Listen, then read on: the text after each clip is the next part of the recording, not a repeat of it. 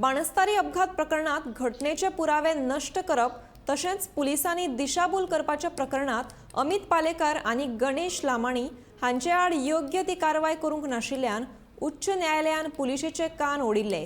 ते उपरांत म्हार्दोळ पुलीस निरीक्षक मोहन गावडे हांची खात्या अंतर्गत चौकशी सुरू जाल्या। बाणस्तारी अपघात प्रकरणात एक महत्वाची अपडेट सामकार आयल्या ती म्हटल्यार म्हार्दोळ पुलीस स्टेशनाचो पीआय मोहन गावडे हाच्या आड खंय खात्या अंतर्गत चौकशी बसयल्या। ही चौकशी कित्याक तर ताणें खंय अपघात जाल्लो ते राती आपाचो मुखेली अमित पालेकार आणि जो ड्रायव्हर आसलो गणेश लामाणी आणि पुलिशेक योग्य ती माहिती दिवंक ना, चौकशेंत खंय तरी गडबड केल्या। ताकाच लागून जो पीआय मोहन गावडे आसा ताचे आड खात्या अंतर्गत चौकशी बसयल्या।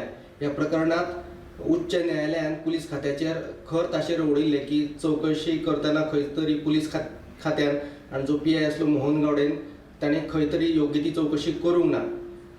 कालचेच सुनावणे वेळार जी मुख्य दुबावीत आसली मेघना सावर्डेकार तिणें कोर्टान 2 कोटी रुपया जमा केल्ले आनी हे 2 कोटी रुपया अपघातात मरण पाविल्ल्या लोकांक तशेंच जे जखमी जाल्ले तांकां वांटून दिवपाक सांगिल्ले।